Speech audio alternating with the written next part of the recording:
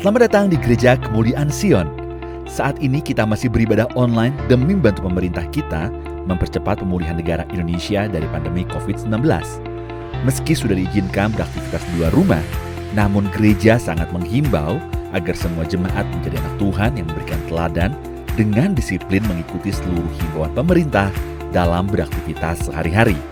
Saudara, inilah hal sederhana namun penuh dampak yang bisa kita lakukan bagi bangsa dan negara kita saat ini. Salah satu bagian dari memberkati negara kita adalah dengan terus membiasakan diri mentaati peraturan pemerintah untuk jaga jarak dan memakai masker. Mari terus menjaga imunitas tubuh saudara dengan vitamin, istirahat yang cukup, menjaga kebersihan, dan menjaga sesama kita.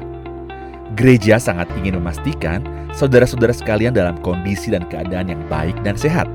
Untuk itu, bagi jemaat yang sakit, membutuhkan bantuan dan topangan doa, silakan menghubungi para leaders atau sekretariat gereja di nomor yang tertera di layar. Mari kita tetap saling memperhatikan dan menjaga satu sama lain di dalam kasih.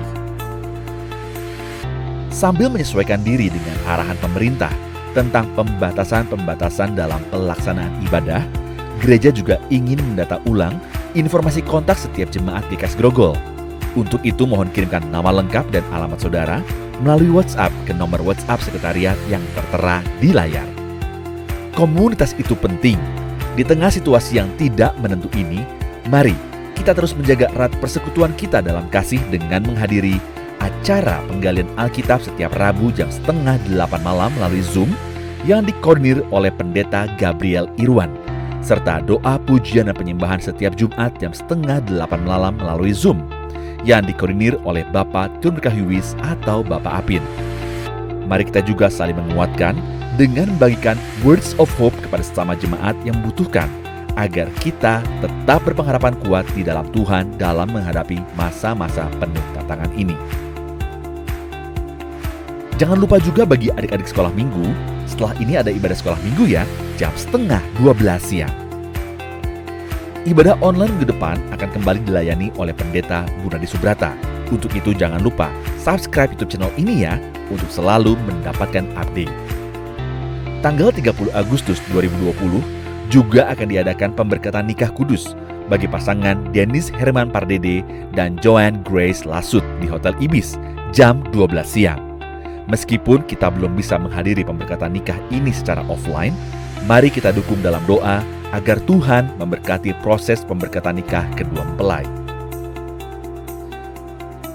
Berikut adalah tips mengikuti ibadah secara online. Berkumpul bersama keluarga dan jangan teralihkan dengan kegiatan lain. Penyembahan adalah aktivitas keluarga. Ikut terlibat dalam pujian dan penyembahan dengan antusias. Mari mengingat bahwa kita sedang mengikuti ibadah, bukan sekedar menyaksikannya. Katakan amin, menjebah bersama, dan catat khotbah. Ambil waktu untuk berdoa setelah ibadah selesai. Mari jadikan rumah kita sebagai rumah ibadah. Serta mari biasakan mengikuti ibadah sampai akhir doa berkat. Dan minggu depan, yuk kita kirimkan link ibadah online ini ke lebih banyak orang, agar berkat Tuhan bisa disampaikan secara luas. Selamat beribadah.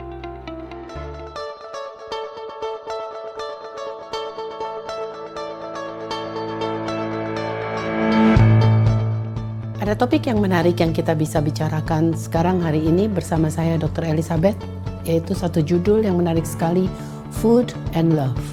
Kenapa kita perlu bicarakan ini? Karena love atau kasih adalah the first and the greatest commandment.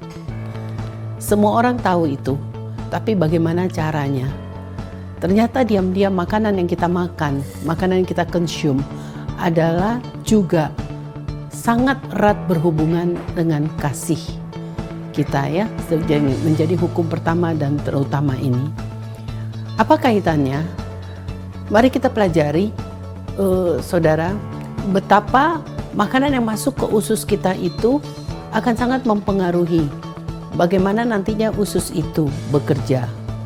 Apa yang akan dialami usus? Padahal usus itu adalah sebenarnya di dunia kedokteran disebut the seat of the emotion atau emotional part of a person.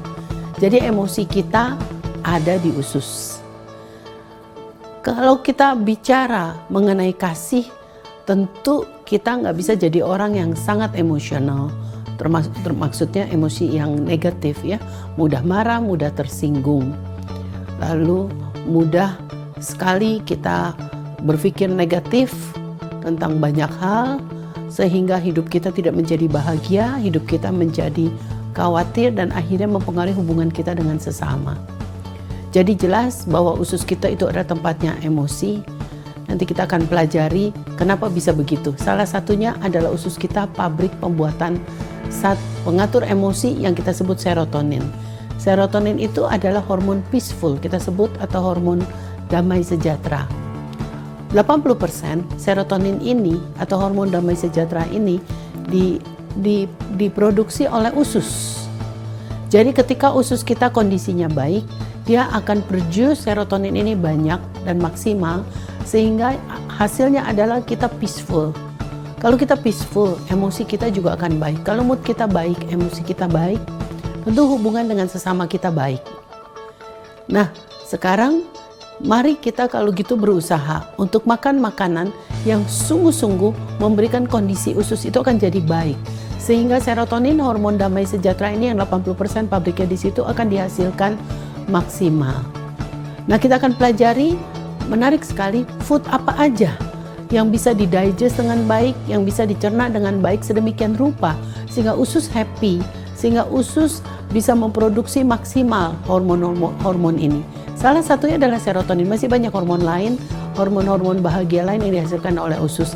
Ada opiat, ada benzodiazepin, yang adalah diazepam, yang adalah valium. Itu adalah pabriknya di usus. Kita akan pelajari, saudara sekalian, di seminar-seminar saya. Saudara bisa ikuti di seminar-seminar berikut dengan judul Food and Love. Terima kasih, Tuhan memberkati. Siapa kita yang sesungguhnya waktu kita harus memilih apa yang kita akan makan, kapan kita memakannya, di mana kita akan makan, dan bagaimana cara kita makan mempengaruhi emosi kita. Hal ini juga akan mempengaruhi hubungan kita dengan diri sendiri, pasangan, keluarga, dan orang-orang lain, bahkan yang belum percaya kepada Tuhan. Maka dari itu, di tengah pandemi COVID-19 ini, penting bagi kita untuk memperhatikan dan mengendalikan asupan makanan kita. Karena bukan saja ini menjadi sumber utama nutrisi bagi tubuh kita, namun juga menjadi ujung tombak pengendalian emosi kita. Hadirilah webinar kesehatan COVID-19, Food and Love, bersama Dr. Elizabeth Subrata di dalam ibadah tengah minggu GKS Sudirman melalui Zoom. Hari Kamis, 27 Agustus 2020, jam 7:30 malam. Jangan sampai ketinggalan ya, Zoom ID dan password tertera.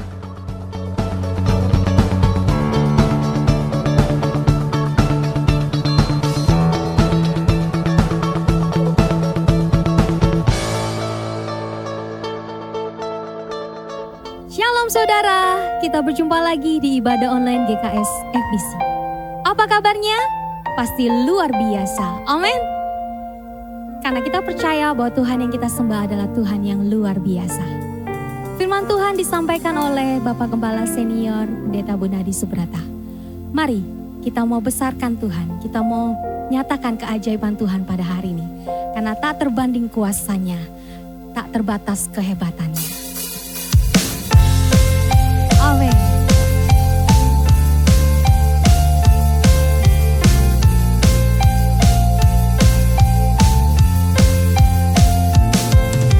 Tak terbayang kebesaran-Mu dan tak terbanding kekuatan-Mu Tuhan. Kau megah bagiku. Sedap jiwa dan pengharapan telah ku serahkan untuk rencana-Mu Tuhan.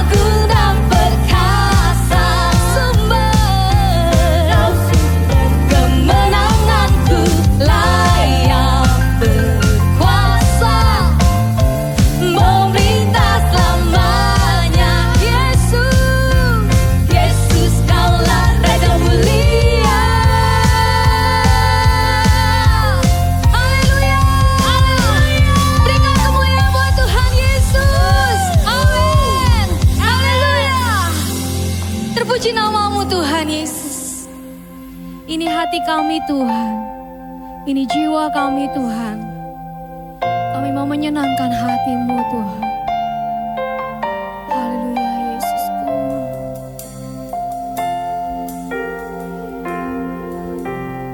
Tuhan, ku mau menyenangkan-Mu. Tuhan, Tuhan, bentuklah hati ini jadi bejana untuk hormat-Mu, cemerlang bagai emas murni. Tuhan, ku serahkan hatiku, semua ku berikan padamu. Kuduskan hingga tulus selalu, agar aku menyenangkan-Mu, menyenangkan-Mu, senangkan-Mu. Hanya itu kerinduanku, menyenangkan-Mu, menyenangkan-Mu, senangkan hati-Mu. Hanya itu kerinduanku. Mari katakan dengan segenap hati-Mu Tuhan. Tuhan, ku mau menyenangkan-Mu. Tuhan, ini hati kami Tuhan. Tuhan, bentuklah hati ini menjadi bejana-Mu Tuhan Yesus. Jadi bejana untuk hormat-Mu, cemerlang bagai emas murni. Tuhan, ku serahkan hatiku, semua ku berikan padamu.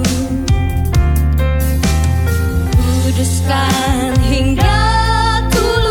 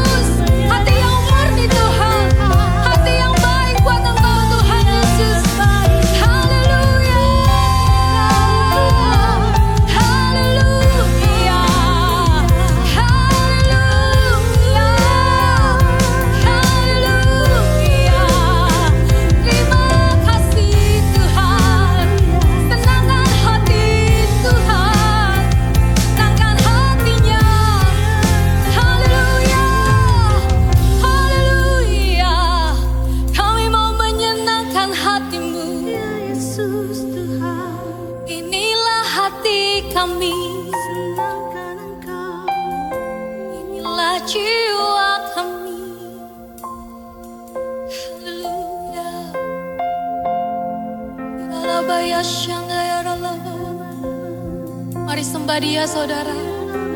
Angkat suaramu, sembah Dia.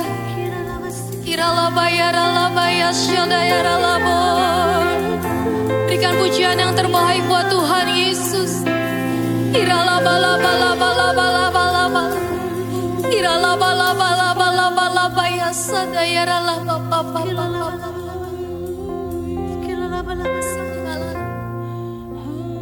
Ingin selalu bersekutu denganmu, menikmati hadiratmu, biarkan rohmu tinggal dalam hidupku.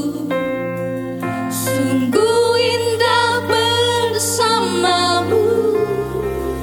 Ku ingin selalu bersekutu denganmu, menikmati hadiratmu, biarkan rohmu tinggal dalam hidupku.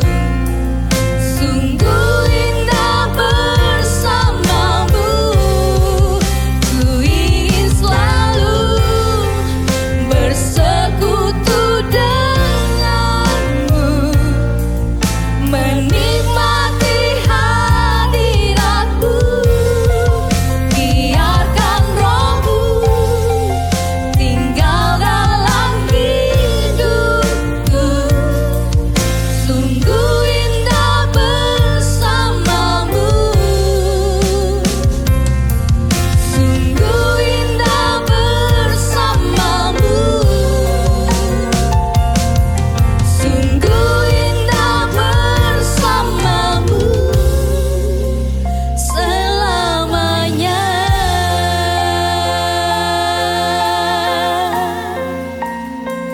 Haleluya. Puji nama Tuhan Yesus.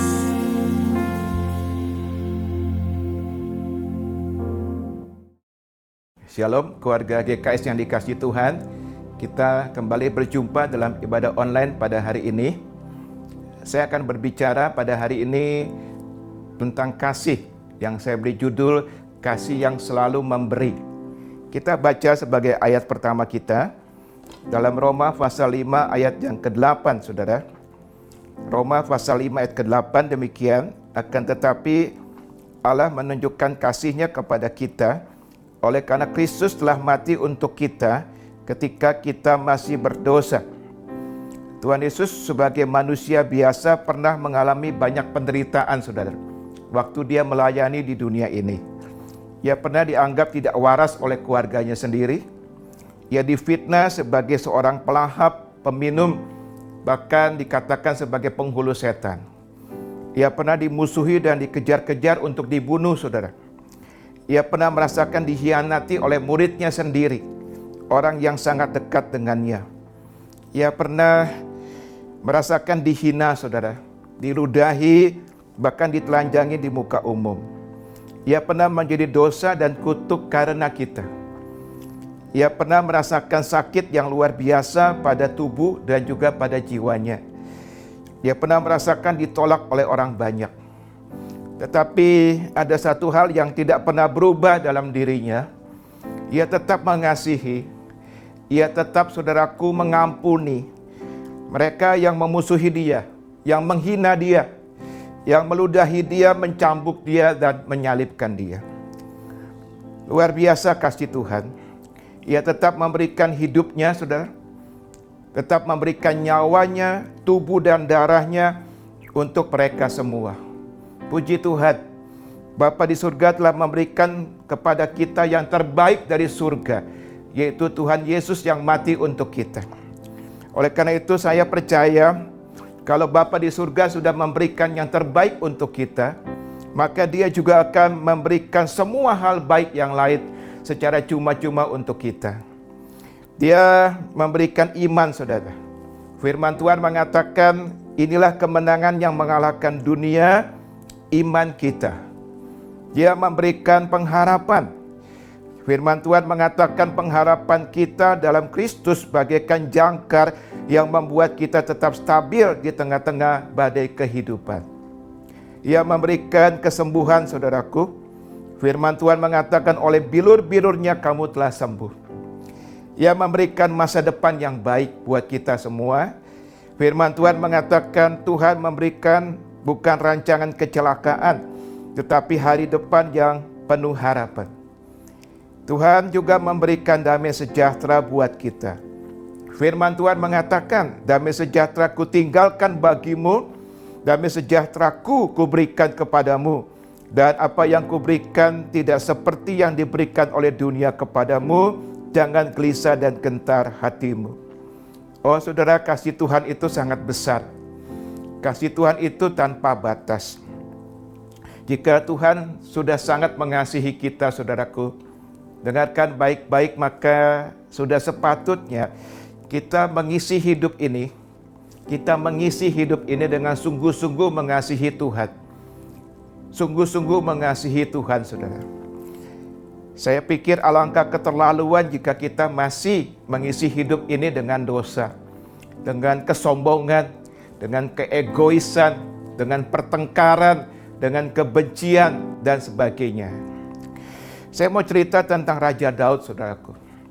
Mari kita akan lihat 1 Tawarikh 29 ayat yang ketiga. 1 Tawarikh 29 ayat yang ketiga demikian. Lagi pula oleh karena cintaku kepada rumah Allahku, maka sebagai tambahan kepada segala yang telah kusediakan bagi rumah kudus, aku dengan ini memberikan kepada rumah Allahku dari emas dan perak kepunyaanku sendiri. Saudaraku, lihat betapa cintanya Daud kepada Tuhan. Dia rindu sekali, saudaraku, membangun rumah Tuhan, bait Allah, untuk Tuhan yang bagus. Bahkan dikatakan dalam ayat ini dia memberikan persembahan yang sangat banyak dari pribadinya sendiri. Itu sebabnya tidak heran maka Daud ini menjadi orang yang sangat dikasihi Tuhan, saudara, dan mendapatkan perkenanan Tuhan yang luar biasa. Di sini kita belajar sesuatu yang penting, saudara. Bicara tentang kasih, maka kasih itu memberi. Kasih itu memberi, saudaraku. Amy Carmichael, seorang penginjil di India, mengatakan begini, saudaraku. Bagus sekali. Anda dapat memberi tanpa mengasihi, tetapi Anda tidak dapat mengasihi tanpa memberi. Kasih akan selalu membuat kita dipenuhi oleh kerinduan yang besar untuk memberi yang terbaik kepada pribadi atau orang yang kita kasihi, saudara. Catherine Kuhlman pernah bercerita, katakan dia pada suatu hari pernah meminta sesuatu yang sangat diinginkannya kepada ayahnya. Meskipun sang ayah waktu itu nggak punya uang untuk memberikan barang yang dia minta itu, tapi karena begitu besar kasihnya kepada putrinya, maka dia berusaha semaksimal mungkin untuk membelikannya. Maka dia meminjam uang kepada temannya. Dia rela untuk melakukan apapun untuk menyenangkan hati putrinya yang sangat dia kasihi. Jadi itulah memberi, saudaraku. Nah, pada hari ini saya mau berbicara tentang memberi, satu pelajaran yang sangat penting di dalam Alkitab. Memberi adalah kekristenan dalam tindakan, saudaraku. Memberi itu kekristenan dalam tindakan. Mari kita katakan sama-sama, 2, 3. Memberi adalah kekristenan dalam tindakan. 2, 3. Memberi adalah kekristenan dalam tindakan. Tuhan mengajarkan kita menjadi pemberi. Untuk apa, saudaraku? Bukan untuk kepentingan Tuhan. Saudaraku, jangan pernah salah paham. Bukan untuk kepentingan Tuhan, tetapi untuk kepentingan kita, yaitu memberikan kepada kita kebahagiaan dan kemakmuran dalam hidup ini. Jadi untuk kepentingan kita.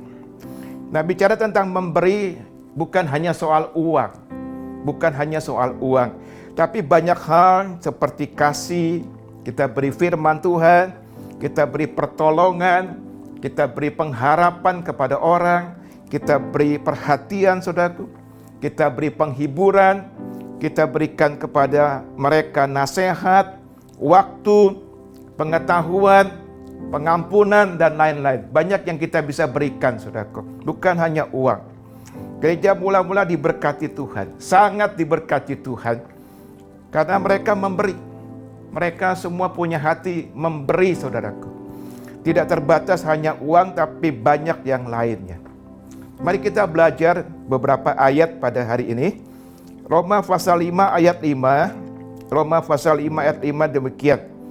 Dan pengharapan tidak mengecewakan, karena kasih Allah telah dicurahkan dalam hati kita oleh Roh Kudus yang telah dikaruniakan kepada kita. Apa arti ayat ini, saudaraku? Ini ayat bagus sekali kita belajar. Ketika kita menerima Yesus sebagai Tuhan dan Juru Selamat, perhatikan, maka pada saat itu juga Tuhan memberikan kasih-Nya di hati kita. Tuhan memberikan kasih-Nya di hati kita. Jadi dalam hati kita, pada waktu kita lahir baru, sudah ada kasih Tuhan, saudaraku. Jadi kemampuan untuk memberi dengan kasih itu sudah ada. Jadi kemampuan untuk kita memberi dengan kasih Tuhan itu sudah ada. Nah, apakah yang menjadi masalahnya adalah kita terus nggak memelihara kasih Tuhan itu dalam hati kita? Itu yang menjadi masalah. Apakah hari-hari ini kasih kita kepada Tuhan sudah menjadi dingin karena kita nggak memeliharanya? Itu yang menjadi masalah manusia. Jika hati kita terus-menerus dipenuhi dengan kasih yang bergelora kepada Tuhan, perhatikan, maka saya yakin tidak akan sulit kita rela memberi, kita rela berkorban, saudaraku. Kita tidak akan menahan berkat untuk diri kita sendiri. Karena apa? Karena kasih kita yang bergelora kepada Tuhan. Tapi kita akan terbeban untuk menolong orang, terbeban pula untuk mendukung pekerjaan Tuhan. Kalau kasih kita kepada Tuhan bergelora, tapi kalau kasih kita kepada Tuhan sudah menjadi dingin, maka menjadi persoalan. Mari kita akan lihat lagi ayat lain. 1 Yohanes 4 ayat 12. 1 Yohanes 4 ayat 12 demikian. Tidak ada seorang pun yang pernah melihat Allah. Jika kita saling mengasihi, Allah tetap di dalam kita dan kasih-Nya sempurna di dalam kita. Haleluya. Apa arti ayat ini, saudaraku? Ayat ini mengatakan bahwa kasih Tuhan itu dapat terus bertumbuh. Luar biasa, bahkan menjadi sempurna, kata ayat ini, di dalam hati kita jika kita terus-menerus mempraktekkan kasih itu. Itu kuncinya. Jika kita terus-menerus mempraktekkan kasih itu. Sebaliknya jika kita tidak mempraktekkannya, maka kasih itu akan menjadi dingin, saudaraku. Nah, hari ini saya mau menyampaikan ada 7 alasan dari memberi. Perhatikan satu demi satu dan saya percaya saudara akan diberkati oleh Tuhan. Yang pertama, saudaraku, Tuhan yang memulainya lebih dulu. Tuhan yang memulainya lebih dulu. Yohanes 3 ayat 16, ayat yang tidak asing lagi buat kita, yang sangat terkenal. Demikian firman Tuhan, karena begitu besar kasih Allah akan dunia ini, sehingga Ia telah mengaruniakan anaknya yang tunggal, supaya setiap orang yang percaya kepadanya tidak binasa, melainkan beroleh hidup yang kekal. Jadi yang pertama, saudaraku, Tuhan yang memulainya lebih dulu. Dia dulu yang memberi untuk kita. Yang kedua, saudara-saudara, memberi mendatangkan kebahagiaan.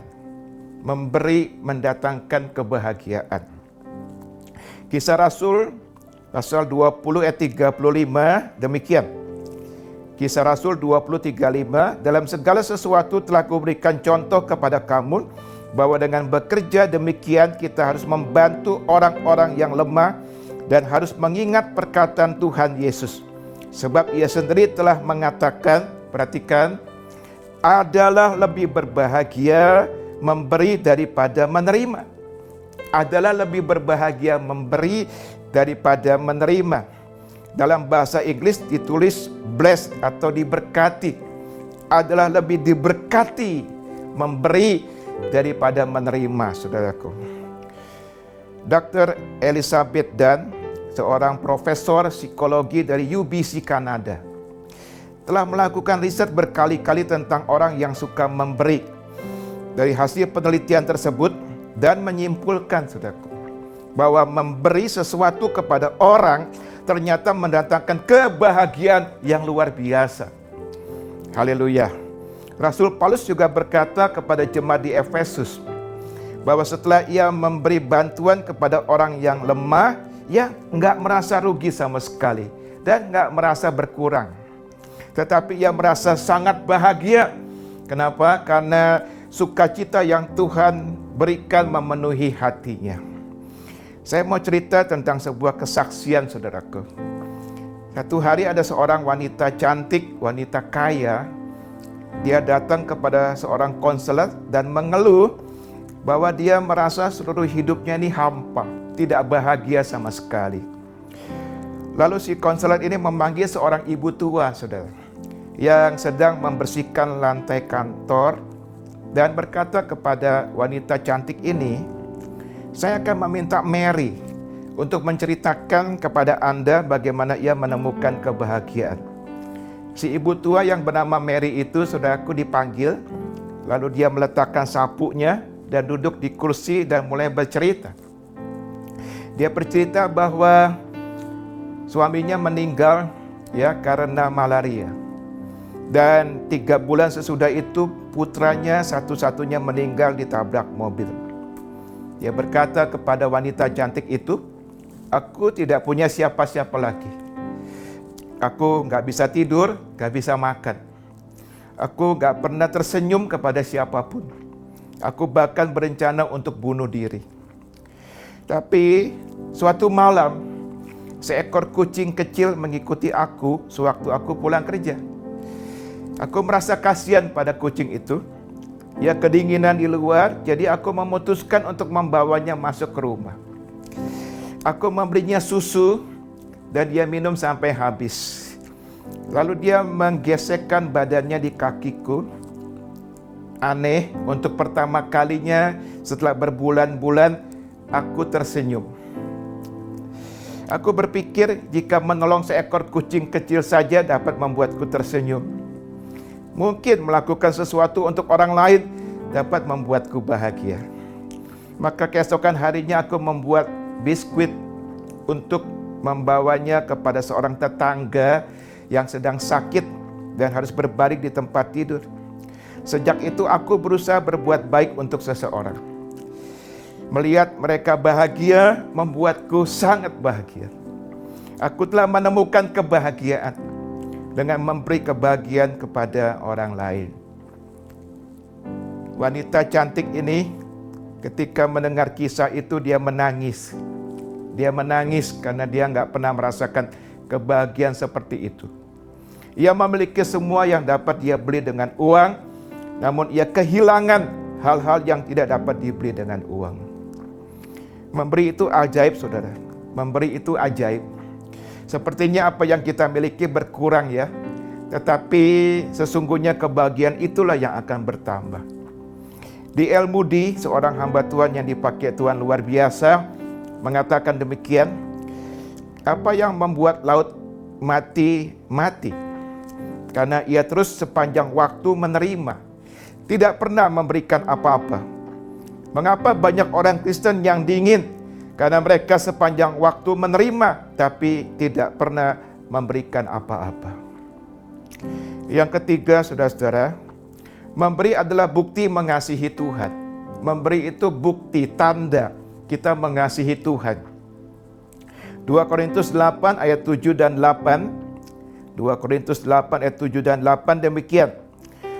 Maka sekarang sama seperti kamu kaya dalam segala sesuatu, dalam iman, dalam perkataan, dalam pengetahuan, dalam kesungguhan untuk membantu, dan dalam kasihmu terhadap kami, demikianlah juga hendaknya kamu kaya dalam pelayanan kasih ini. Aku mengatakan hal itu bukan sebagai perintah, melainkan dengan menunjukkan usaha orang-orang lain untuk membantu. Aku mau menguji keikhlasan kasih kamu. Saudaraku, dalam Lukas pasal 7, kalau kita baca Alkitab, maka diceritakan di situ seorang perempuan yang datang kepada Tuhan Yesus. Dia membawa sebuah buli-buli berisi minyak wangi. Lalu dia meminyaki Tuhan Yesus dengan minyak wangi itu. Padahal minyak wangi itu sangat mahal harganya. Dan barangkali itu merupakan harta satu-satunya yang berharga yang perempuan itu miliki. Perempuan itu rela mempersembahkan sesuatu yang paling berharga dalam kehidupannya. Mengapa? Karena itu sebagai ungkapan ekspresi kasihnya kepada Tuhan. Karena dia mengasihi Tuhan, maka dia memberi sesuatu yang sangat berharga dalam kehidupannya. Yang keempat, saudara, memberi adalah dasar menerima berkat Tuhan. Kalau saudara dan saya mau diberkati Tuhan, Alkitab mengajarkan bahwa memberi itu dasarnya dari menerima berkat Tuhan. Bahkan memberi itu sesungguhnya dasar dari menerima mujizat keuangan, mujizat yang lainnya juga dari Tuhan. Lukas 6 ayat 38 demikian. Lukas 6:38, berilah dan kamu akan diberi suatu takaran yang baik, yang dipadatkan, yang digoncang dan yang tumpah keluar akan dicurahkan ke dalam ribaanmu. Sebab perhatikan, ukuran yang kamu pakai untuk mengukur akan diukurkan kepadamu. Haleluya. Jadi tergantung kita. Alkitab katakan berilah, kamu akan diberi, saudaraku. Saya mau cerita tentang seorang bernama William Colgate. Barangkali kalau saudaraku mendengar kata Colgate pasti terpikir tentang pasta gigi atau odol. Betul. William Colgate ini lahir pada tahun 1783, saudaraku, di Inggris. Ia datang ke Amerika pada usia 12 tahun bersama ayahnya. Setelah menetap di Amerika Serikat, ayah William memulai usaha membuat sabun. William membantu usaha orang tuanya, namun usaha yang dirintisnya ternyata gagal atau jatuh. Dari kegagalannya inilah ia mendapat pelajaran berharga, saudara. Seorang temannya menasihati William, berikan hatimu kepada Kristus. Berikan hatimu kepada Kristus. Berilah kepada Kristus apa yang menjadi miliknya. Bekerjalah dengan jujur. Berikan persembahanmu dengan jujur, maka engkau akan berhasil. Saat William mempelajari Alkitab, saudaraku, ia begitu tertarik dengan ayat yang ada dalam Kejadian 28 ayat 20 sampai 22.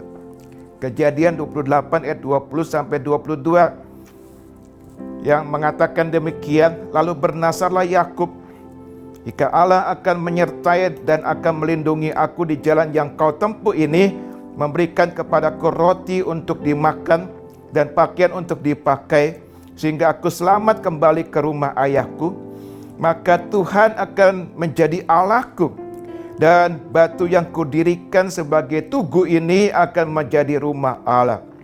Dari segala sesuatu yang engkau berikan kepadaku, aku selalu mempersembahkan 1/10 kepadamu. William menjadi seorang Kristen yang taat kepada Tuhan.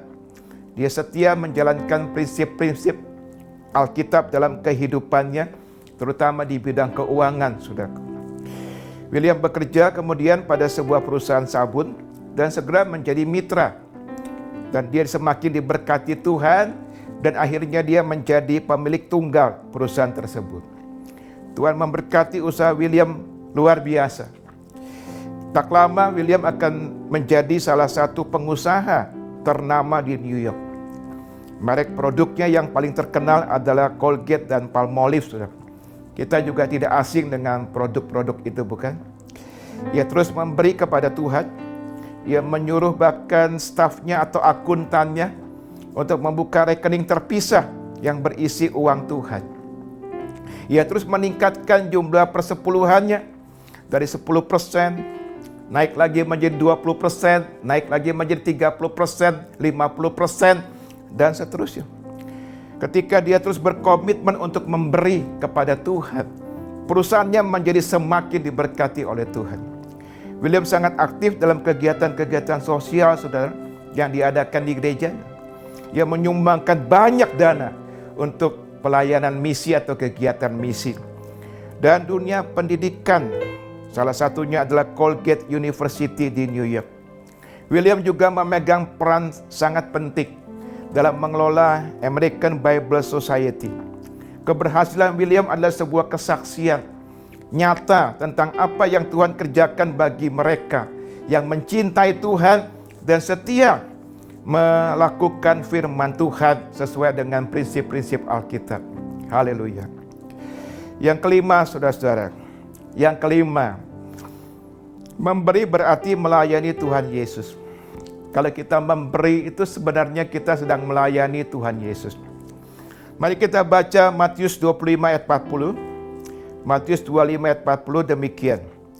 Dan raja itu akan menjawab mereka, Aku berkata kepadamu sesungguhnya segala sesuatu yang kamu lakukan untuk salah seorang dari saudaraku yang paling hina ini, kamu telah melakukannya untuk aku. Ini firman Tuhan tentang penghakiman terakhir. Tentang penghakiman terakhir. Di sini dikatakan Tuhan memisahkan orang-orang menjadi dua kelompok, yaitu kelompok domba dan kelompok kambing. Tuhan memberikan kerajaannya kepada kelompok domba. Artinya kelompok domba akan dibawa Tuhan ke dalam kerajaan 1000 tahun damai. Kenapa? Karena mereka sudah melayani orang-orang miskin yang membutuhkan. Dikatakan mereka memberi mereka makan, memberi minum, memberi tumpangan, memberikan pakaian, saudaraku, dan lain-lain. Tuhan berkata bahwa sesungguhnya segala sesuatu, perhatikan, yang mereka lakukan untuk salah seorang dari orang-orang yang paling hina ini, mereka telah melakukannya untuk Tuhan. Mereka telah melakukannya untuk Tuhan. Jadi mereka sedang melayani Tuhan. Tuhan mengajar kita untuk berbuat baik, saudaraku, bukan hanya kepada orang yang kita pikir bisa menguntungkan kita. Kebanyakan manusia berbuat seperti itu. Hanya berbuat baik kepada mereka pikir orang itu bisa menguntungkan mereka. Jadi ada timbal balik. Tetapi Tuhan mengajar supaya kita juga berbuat baik kepada mereka yang miskin dan yang membutuhkan, saudara-saudara. John Bunyan, pengkhotbah dan penulis terkenal, dia berkata begini, Anda belum hidup sampai Anda telah melakukan sesuatu untuk seseorang yang tidak akan pernah bisa membalas pemberian Anda. Saya ulangi, Anda belum hidup sampai Anda telah melakukan sesuatu untuk seseorang yang tidak akan pernah bisa membalas pemberian Anda. Yang keenam, saudara. Yang keenam, memberi adalah kunci menerima pemeliharaan Tuhan. Kunci saudara dan saya dipelihara Tuhan dengan sempurna kalau kita mempraktekkan prinsip-prinsip memberi sesuai Alkitab. Mari kita akan lihat Filipi 4 ayat 19, sebuah ayat yang terkenal, ayat yang tidak asing lagi buat kita. Demikian firman Tuhan, Allahku akan memenuhi segala keperluanmu menurut kekayaan dan kemuliaannya di dalam Kristus Yesus. Haleluya, ayat ini sebuah janji Tuhan yang luar biasa tentang pemeliharaan Tuhan. Janji tentang pemeliharaan Tuhan yang luar biasa. Ayat ini diberikan kepada gereja di Filipi. Ayat ini banyak menjadi ayat emas ya bagi orang-orang Kristen. Bahkan kalau kita pergi ke toko buku, kita lihat ada stiker ayat ini, atau juga mungkin magnet kulkas yang kita bisa tempelkan di kulkas kita. Karena ayat ini membuat ya kita semangat. Ini tentang pemeliharaan Tuhan. Tapi berapa banyak orang Kristen yang punya magnet kulkas, punya stiker ini, barangkali ditempel di dashboard mobil mereka, tapi nggak pernah ngalami apa yang ada dalam ayat ini. Karena ayat ini tidak berdiri sendiri. Ayat firman ini adalah sebuah akibat dari sebab. Jadi ada ceritanya kenapa Tuhan pada akhirnya memberikan janji yang luar biasa ini kepada sebuah gereja di Filipi. Nah, kita mau pelajari ini, saudaraku.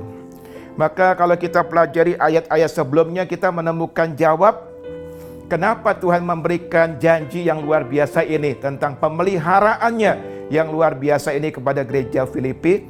Karena kalau kita perhatikan ayat-ayat sebelumnya, ternyata gereja di Filipi ini memiliki hati yang memberi, saudara.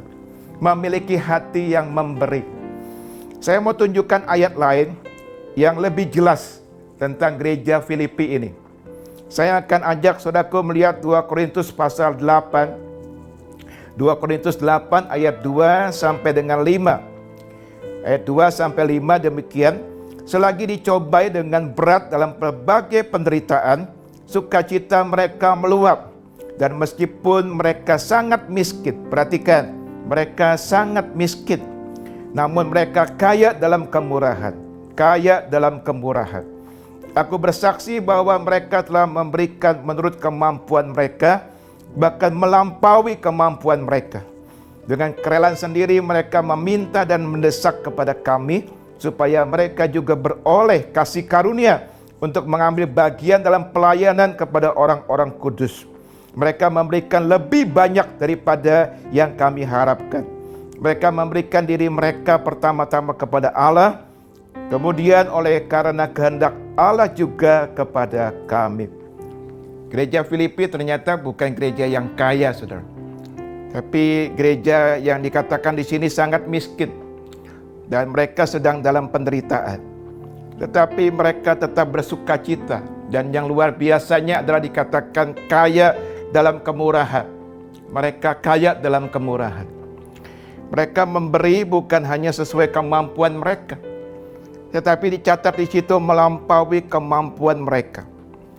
Artinya misalkan jika mereka punya uang 1 juta katakan, tapi mereka memberi 2 juta dengan sukacita, melampaui kemampuan mereka. Hal inilah saudaraku yang menyebabkan Tuhan melihat dari surga akan luar biasanya sebuah gereja dengan hati memberi. Maka dia memberikan janji kepada mereka bahwa Tuhan akan memenuhi segala keperluan mereka menurut kekayaan dan kemuliaannya di dalam Kristus Yesus. Tuhan memberkati gereja Filipi ini luar biasa, saudara. Saya mau cerita tentang seorang hamba Tuhan yang dipakai Tuhan, yaitu bernama D.L. Moody. D.L. Moody, saudara. D.L. Moody ini lahir pada tahun 1837 di Amerika Serikat. Dia seorang yang memulai pelayanannya di sekolah minggu dan menjadi seorang penginjil yang sepanjang hidupnya terus mengundang orang berdosa untuk datang kepada Kristus. Pelayanannya berdampak ke seluruh Amerika, bahkan sampai ke negara-negara lain, terutama di benua Eropa, saudara. Ia memiliki hati yang penuh belas kasihan kepada orang-orang miskin dan seringkali membantu mereka. Punya hati memberi yang luar biasa. Ia mendirikan sekolah minggu misi di pemukiman kumuh di Chicago dan kemudian berkembang menjadi sebuah gereja.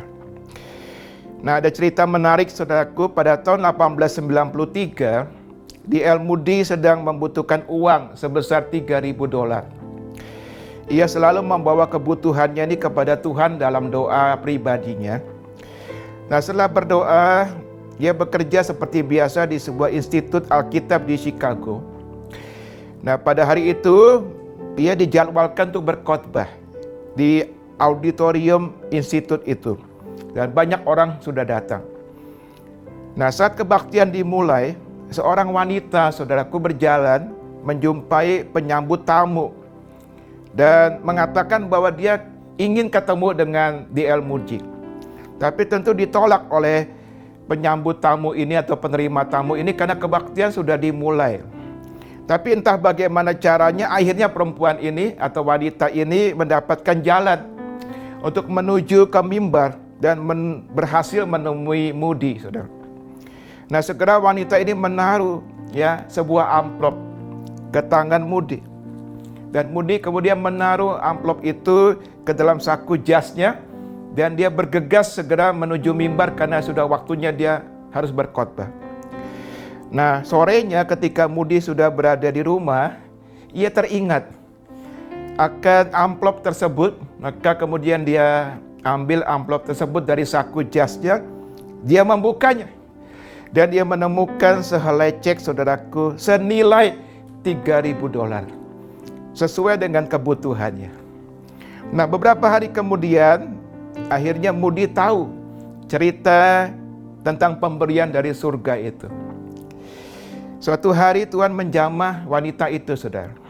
Tiba-tiba ia berpikir tentang Moody. Dari enggak berpikir, tiba-tiba ia berpikir tentang Moody.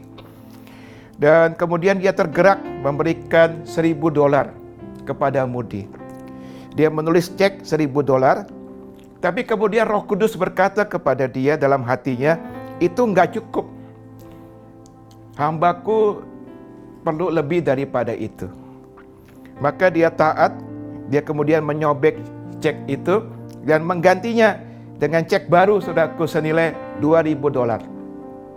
Tapi kemudian Roh Kudus juga berkata lagi kepadanya bahwa jumlah itu juga belum cukup. Dia taat, dia ganti lagi dengan cek yang baru dan dia tulis $3.000. Dan dia ingin sebenarnya memberikan kepada Moody esok hari. Tapi Roh Kudus kembali berkata kepada dia bahwa Moody membutuhkannya hari ini.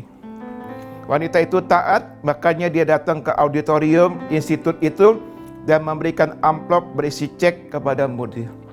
Tuhan memelihara dengan sempurna hambanya yang murah hati. Haleluya. Yang ketujuh, yang terakhir, saudaraku.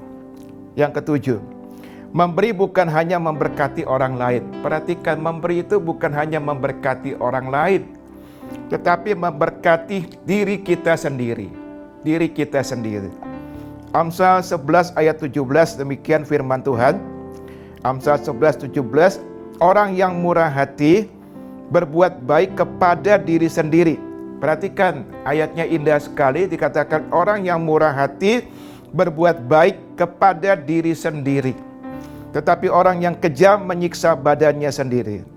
Jadi ketika kita berbuat baik untuk orang lain, saudaraku, sebenarnya kita sedang berbuat baik kepada diri kita sendiri. Ingat, Alkitab mengajarkan tentang hukum tabur tuai. Hukum tabur tuai.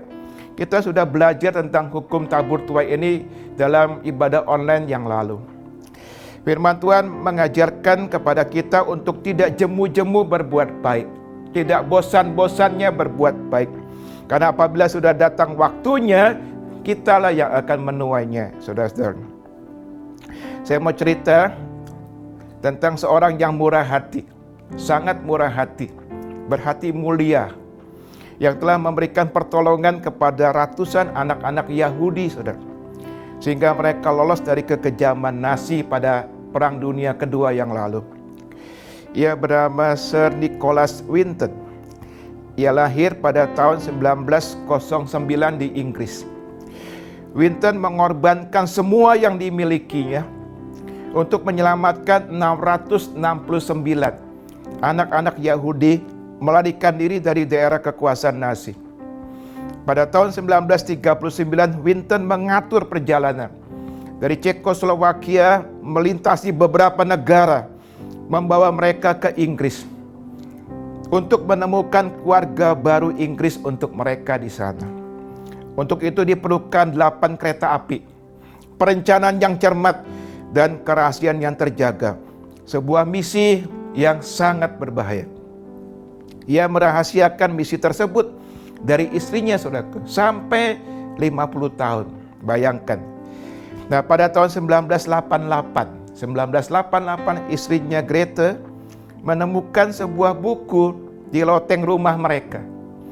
Buku itu ternyata merupakan kumpulan dokumentasi berisi foto dan nama anak-anak yang diselamatkan oleh Winton bertahun-tahun yang lalu.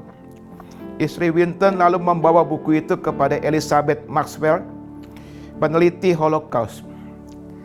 Dan kemudian mereka mengirimkan surat kepada anak-anak dalam daftar nama itu. Kisah ini kemudian menyebar ke seluruh dunia lewat sebuah acara dari BBC yang bernama That's Life, di mana Winton waktu itu diundang sebagai penonton. Kumpulan dokumentasi ini ditunjukkan dan dijelaskan dalam acara tersebut. Momen mengharukan terjadi saat pembawa acara bertanya, apakah di antara hadirin ada yang berutang nyawa kepada Winton? Lalu puluhan orang di sekeliling Winton berdiri dan mereka bertepuk tangan. Mereka adalah anak-anak yang diselamatkan Winton. Mereka sangat berterima kasih kepada Winton. Winton terharu dalam kejadian itu, dan ia pun terlihat menangis, saudara-saudara. Di sepanjang hidupnya ia menerima banyak penghargaan, termasuk gelar bangsawan dari kerajaan Inggris. Ia menerima penghargaan tertinggi dari Republik Ceko. Ia pernah menerima hadiah Nobel Perdamaian. Ia meninggal di usia 106 tahun. Betul kata Calvin Coolidge, Presiden Amerika Serikat ke-30, saudara. Ia berkata begini, tidak pernah ada orang yang dihormati karena apa yang ia terima. Kehormatan adalah imbalan dari apa yang ia beri. Saudaraku yang saya kasihi, di tengah pandemi corona ini, saya sebagai hamba Tuhan mendorong kita semua, mari kita tetap melayani Tuhan. Dan setia menjadi pemberi, setia menjadi pemberi. Jangan kita berkata begini, hidup untuk diri saja sudah susah, boro-boro memberi untuk orang lain. Jangan, saudaraku. Tapi mari kita berkata begini, saya percaya akan pemeliharaan Tuhan. Saya percaya pemeliharaan Tuhan dan tidak akan jadi susah karena memberi. Ingat, saya pernah berkhotbah tentang kuasa perkataan, ya. Dalam keadaan apapun, ya termasuk di pandemi corona ini, Tuhan menginginkan kita supaya jadi terang. Dan terang kita bercahaya di depan banyak orang. Artinya hidup kita berdampak dan menjadi berkat bagi banyak orang. Mari kita katakan bersama-sama demikian. Alamilah sukacita dari apa yang kita berikan, bukan apa yang kita dapatkan. Kita katakan bersama-sama, 2, 3. Alamilah sukacita dari apa yang kita berikan, bukan apa yang kita dapatkan. Haleluya. Tuhan memberkati kita semua. Hari ini saudaraku, saya ingin memberkati. Saya ingin memberkati semua saudara dengan perkataan berkat yang saya sudah doakan dan saya ingin berikan kepada saudara pada hari ini. Mari kita semua tundukkan kepala, kita tutup mata, saudara-saudara. Lalu kita angkat kedua tangan kita. Saya ingin memberkati semua saudara supaya diberkati. Supaya saudara diberkati. Haleluya. Dalam nama Tuhan Yesus Kristus saya memberkati saudara-saudara semua. Tuhan memberkati engkau dan melindungi engkau. Tuhan menyinari engkau dengan wajahnya dan memberi engkau kasih karunia. Tuhan menghadapkan wajahnya kepadamu dan memberi engkau damai sejahtera. Tuhan membuatmu sehat dan kuat, baik tubuh, jiwa, dan roh. Tuhan memelihara dan melindungimu. Pikiran dan hatimu senantiasa diterangi oleh Tuhan. Anugerah Tuhan turun atas rumah tanggamu, atas suami, istri, orang tua, anak, menantu, dan cucumu. Rumahmu penuh dengan kasih, damai, dan sukacita Tuhan. Tuhan memberikan keberhasilan dalam usaha dan pekerjaanmu. Tanganmu menjadi tangan yang senantiasa menerima dan memberikan berkat-berkat Tuhan. Tuhan akan memberimu hati seorang pemberi. Sukacitamu melimpah pada waktu memberi dengan kasih. Tuhan akan memakaimu menjadi terang bagi dunia ini. Tuhan akan memberikan kasih karunia untuk tidak jemu-jemu berbuat baik. Menjadi pembawa kabar baik. Menjadi pembawa damai. Menjadi pembawa cinta kasih.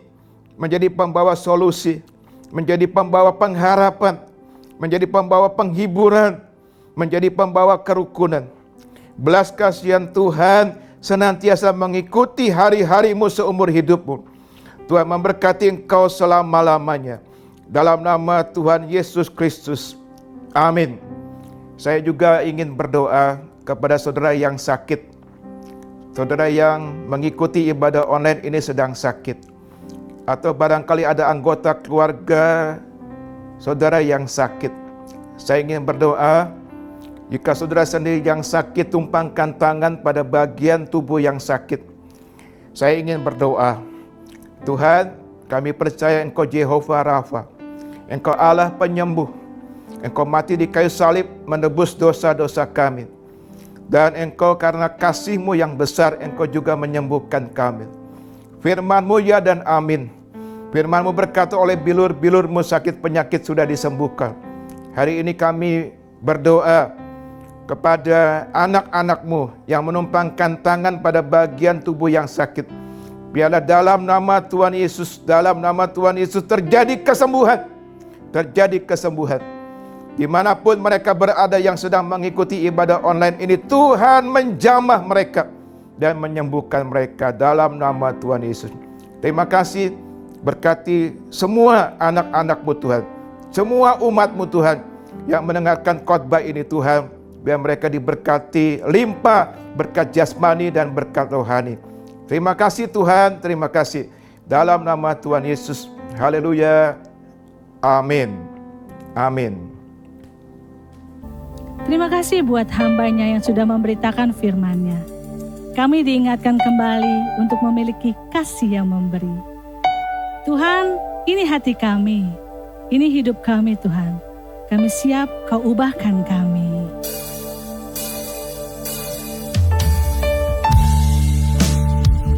Kau yang mengubahkan kami menjadi yang baru Tuhan.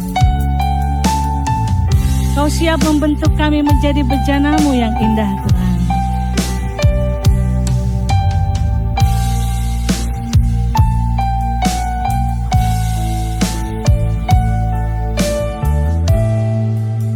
Betapa ku mencintai segala yang telah terjadi. Tak pernah sendiri jalani hidup ini, selalu menyertai.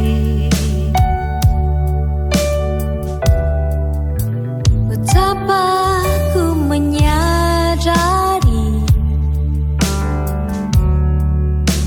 di dalam hidupku ini, Kau selalu memberi rancangan terbaik oleh karena kasih.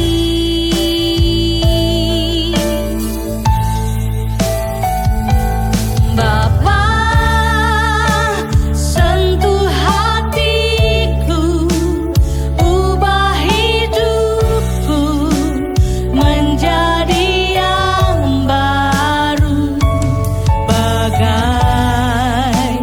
emas yang murni. Kau membentuk bejana hatiku.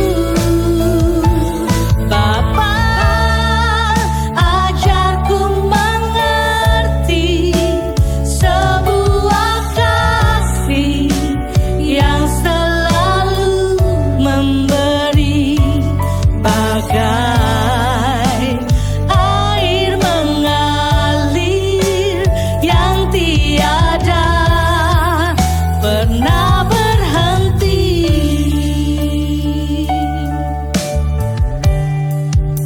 Betapa ku mencintai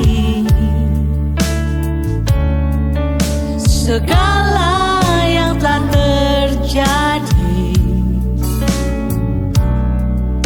Tak pernah sendiri jalani hidup ini, selalu menyertai.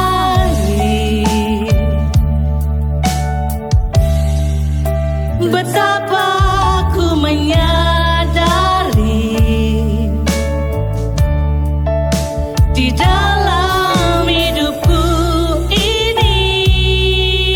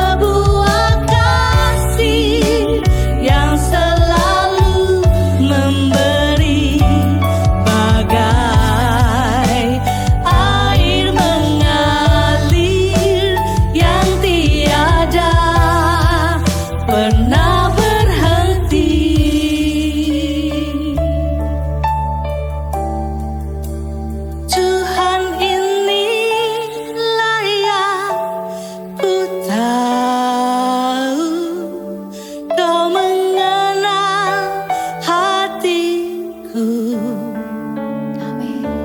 Jauh melebihi semua yang terdekat sekalipun. Tuhan, inilah yang ku mau, Kau mengenal hatiku, supaya kehidupan memancar senantiasa. Tuhan, inilah yang ku tahu, Kau mengenal hatiku, jauh melebihi semua yang terdekat sekalipun. Tuhan, inilah yang ku mau, Kau mengenal hatiku, supaya kehidupan memancar senantiasa, supaya kehidupan memancar senantiasa.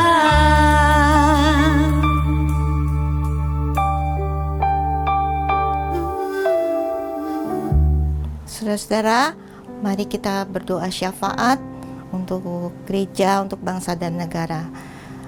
Bapa, kami berdoa Tuhan untuk gerejamu, untuk jemaatmu, untuk para penatua.